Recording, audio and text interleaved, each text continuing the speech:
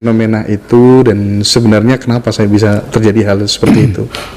Tentang pesugihan, saya percaya. Dan ada beberapa tipe. Orang pergi ke laut selatan. Ya, saya kemarin kira seminggu yang lalu menjelang akhir suro, saya juga pergi ke laut selatan. Anehnya, Mas, waktu pergi ke laut selatan itu bermacam-macam tokoh agama. Yang dari Pasuruan tuh kiai ada 3, ada orang Katolik 1, ada orang Konghucu 1, dan saya mewakili aspirasi Buddha dan Hindu, meskipun KTP Islam, tapi hidup saya sekarang sudah Buddha dan Hindu ya, karena Buddha itu pribadi berusaha untuk baik dan tidak keliru tadi itu. Hindu itu akrab saya dengan semesta alam. Saya dan itu aneh, banyak yang menyaksikan. Lalu yang Katolik bilang begini, Pak, Bapak itu sebenarnya ditunggu di Gunung Kombang, tapi saya akan gondang lagi ke selatan sana. Terus bagaimana ya, sebenarnya tidak boleh masuk, itu udah di kurang 2 kilo itu ada ditulisi dilarang masuk areal pengawasan, karena disinyalir lempengan selatan itu akan tempuk begini sehingga timbul tsunami.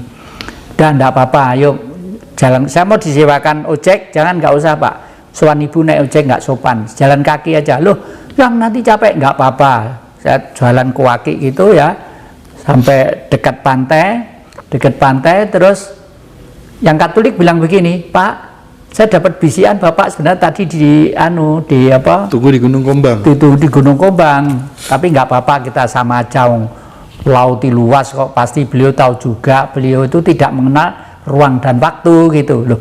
Anehnya pintu gerbang digeser, Mas, berbentuk gunungan segini tuh, gunungan dari batu hijau gitu segini, digeser ke timur ke tempat kita itu.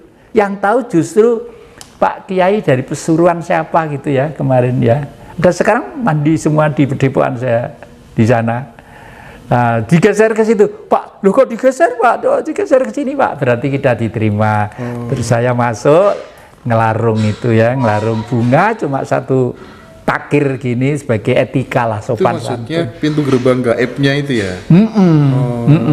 Semula itu ikut dilarung itu bergeser ke barat terus, Loh, setelah pintu gerbang itu digeser ke timur oleh gaib, loh kok takir tadi itu ke tengah lalu numplek gitu, kena ombak gitu, artinya ya diterima lah gitu. Lego banget rasanya itu, lego. Larung itu wujud apa ya? Wujud sedekah kita kepada para leluhur, penghormatan kita kepada para leluhur gitu kan ya? Kalau itu bukan leluhur, malah di atas leluhur. Di atas leluhur. Kalau Ibu Ratu Mas Laut Selatan itu di atas leluhur. Karena kalau menurut hemat saya, beliau itu adalah Maha Dewi, Maha Malaikat. Ya. Kalau orang Cina menyebut Dewi Kuan Im. Kalau kita Ibu Ratu Mas Laut Selatan. Lah, orang-orang yang cari pesugihan itu tidak ke beliau tidak mau. Orang cari pesugihan itu tidak mau. Beliau itu hanya jangkung, hanya memperkuat orang-orang yang berpikiran tentang kedamaian, khususnya Pulau Jawa harus dijaga dengan baik demi kedamaian dunia. Oleh karena itu orang Jawa itu hamemayu hayu ing bawono, tidak ada yang niat ingsun ngidul supaya sugih lah. Dan untuk mencari kesugihan itu banyak daerah-daerah yang dipelintir menjadi seperti itu, seperti Gunung Kemukus, seperti Gunung Kawi. Gunung Kawi itu apa sih? Gunung Kawi itu tempat peristirahatan terakhir Pangeran Diponegoro. Itu lalu dipelintir menjadi orang cari pesugihan. Wah, enggak bener itu, enggak bener sama sekali. Kemarin tujuan mereka untuk kemudian menggeser menjadi tempat pesugihan itu apa kira-kira yang? Supaya kita jauh dari leluhur atau bagaimana? Iya, supaya kita jauh dari leluhur dan supaya kita tidak sekuat leluhur kita. Itu ya.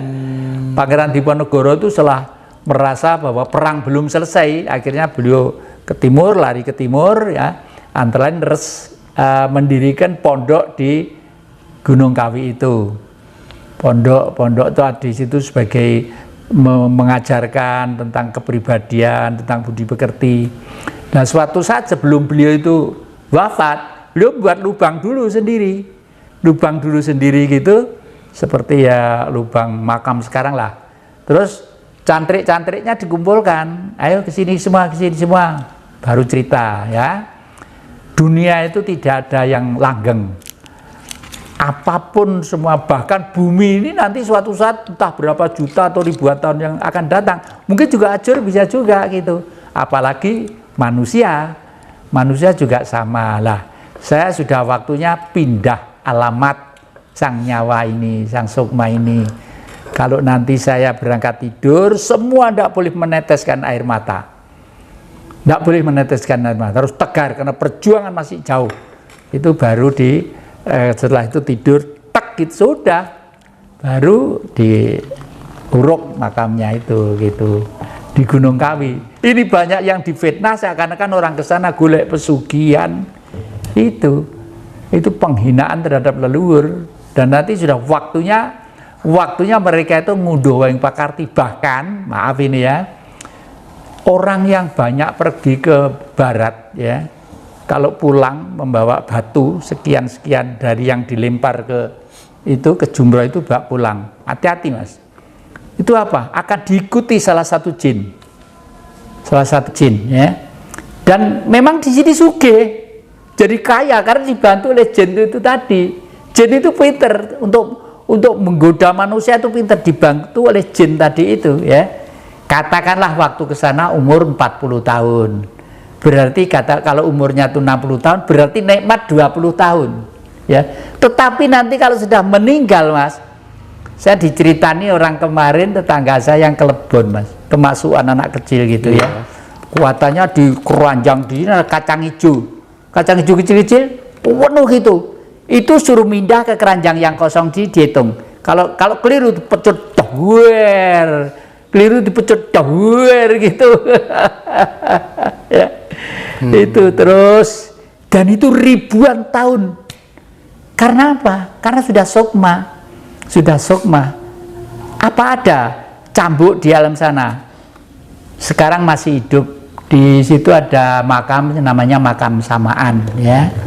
Makam Samaan di desa di Kota Malang sini, kira-kira 1 kilo ke barat sana. Pada waktu itu ada orang kampung meninggal. Nah, karena layonnya itu tidak datang ya, anak yang duduk itu, anak kampung itu kan kendel-kendel lah, ndak duwe wedi aja. Capek tidur di situ. Tiduran di situ di tempat lubang tadi itu. Kuatannya ada orang naik kuda, wok dipecut sampai sekarang mas. Catu tuh hitam tuh segini membekas sampai sekarang. Cerita pada saya seperti itu. Jadi ketika kemudian panjenengan berbicara tentang jin ya, yang harus diwaspadai oleh para pelaku spiritual ya, bahwa jin itu kemudian juga punya misi sebenarnya untuk apa ya, menjauhkan kita ke jalan yang sebenar-benarnya. Iya. Jin itu ada 2 tipe. Ada jin yang bagus, ada jin yang tidak bagus. Ya. Jin yang ingkar itulah banyak yang ingkar. Karena apa? Karena iri dengan manusia itu. Orang kok bisa buat kamera dan gambarnya kok bisa ngomong-ngomong seperti manusia, loh saya kok tidak bisa gitu. Nah, akhirnya karena dia itu juga punya rasa, punya hidup tadi itu ya, ganggu pada manusia dengan beberapa cara lah. Gitu. Saya kemarin malam itu yang Jati ke daerah Grobogan ya. Ya, ketemu seorang pejalan, apa tuh namanya, dulu memang dia mengembara selama 35 tahun ya. Nah, ketika kemudian di pantai selatan ya kan, sempat suatu hari mendapatkan petunjuk langsung, arahan langsung dari Kanjeng Ratu. Beliau melihat mata kepala telanjangnya, Kanjeng Ratu itu ternyata di sana duduk bareng Bung Karno dan beberapa Sultan Agung gitu. Kemudian memberikan sebuah nasihat kepada beliau yang berjalan ini. Persis ketemu orang ini di daerah ini tepat dan itu memang benar-benar real. Nah, namun yang ingin saya tanyakan, kenapa kemudian Bung Karno bisa punya hubungan seperti sangat spesial begitu dengan Ratu Pantai Selatan? Ya, semua pemimpin-pemimpin yang kelasnya itu nasional dan internasional selalu berkomunikasi. Istilah berhubungan diganti berkomunikasi ya. Berkomunikasi. Karena mungkin kalau berhubungan itu dianggap sedikit porno sama anak-anak ya, berkomunikasi. Karena apa? Karena Bung Karno yang Sultan Agung, Raja Mataram kuno atau sekarang, makanya buat namanya Songgobuwono di keraton itu. Untuk suatu saat beliau itu sesaji di sana, beliau datang bisa komunikasi. Komunikasi lah. Kuatnya seperti itu, seperti sekarang kerajaan Surakarta Adiningrat dan Surakarta Adiningrat ya, membuat kerajaan itu sulit loh Mas, sulit, semuanya dikerjakan para empu dan sang raja itu betul-betul manifestasi pimpinan atau leader yang betul-betul manusiawi, meskipun di era modern ini mungkin dianggap tidak manusiawi. Bagaimana?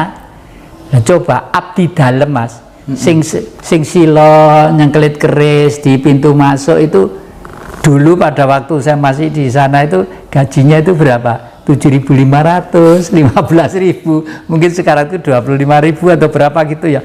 Tapi begitu setia, begitu hormat, setia gitu. Anehnya apa? Putra-putra mereka di dalam, ada yang menjadi jenderal, ada yang menjadi ini, ada yang menjadi doktor, ada yang menjadi insinyur. Itu kan pengabdian yang dibalas oleh kekuatan energi yang tak terpikirkan sebelumnya, karena pengabdiannya tulus, terkecuali pengabdian yang ada pamrih, yang ada aku tak deket bah ben ini lain soal, malah tidak dikasih apa-apa mungkin gitu. Iya, tadi sempat ada yang kelupaan ya terkait dengan ritual seks Gunung Kemukus. Nah itu setahu panjenengan itu prosesinya bagaimana? Kelakuan oknum yang seperti apa? Kenapa sampai terjadi seperti itu gitu? Saya tidak begitu paham terlalu dalam mungkin ya, karena dulu itu orang laku itu kan ya banyak, ndak laki aja, wanita pun kadang-kadang banyak yang laku. Iya, betul. Nah kalau sudah di tempat sepi, di tempat yang hening, mungkin lalu timbul pikiran-pikiran, wah ini gini ketok elek melakukan itu kok ndang oleh restu. Mungkin juga begitu. Mungkin berangkat dari motivasi itu. Digiring ya, yang ya. Ya digiring ya. Lalu menjadi berkembang menjadi fenomena itu lah. Ini saya tuh punya topeng Mas. Ini namanya topeng, ini Kiai Geger. Kalau saya nyebut Mbah Geger. Ini punya buyut saya yang umurnya itu sekitar 120 tahun dari Kediri sana. Nah ini tadi saya ceritakan, orang dulu itu hari besarnya adalah hari tertua dari leluhur kita yang umurnya paling tua. Itu. Kalau dulu cuma dilakir gitu, tanggal berapa gitu, ngumpul di situ. Lalu wayangan ya, wayangan tuh 1 minggu, karena nenek saya itu gamelannya waduh sugih kayak keraton rumahnya gitu, gamelannya juga banyak, wayangnya juga banyak gitu. Nah terus beliau itu karena umurnya tua ya, umurnya sepuh gitu ya, dari Kediri itu ditumpak nih gledekan atau untul, cikar untul. Cikar untul itu cikar yang kecil, bukan pedati ya, pedati. Cikar itu apa ya? Pedati ya. Pedati kecil, sapinya 1 itu. Loh, anehnya beliau ditaruh situ, sapi terus bisa mencari alamat. Alamat saya ke desa Sanan Wetan sana. Kalau sudah begitu, udah yang rawuh, datang itu, gamelan mulai dipukul. Yang tidur itu pakai pakaian klono topeng ya. Itu bangun pelan-pelan gitu. Terus nggak saat itu tuh jalan sendiri ke panggung itu. Ini ditaruh di genjotnya gitu, Ini kalau udah ditempelkan sini tak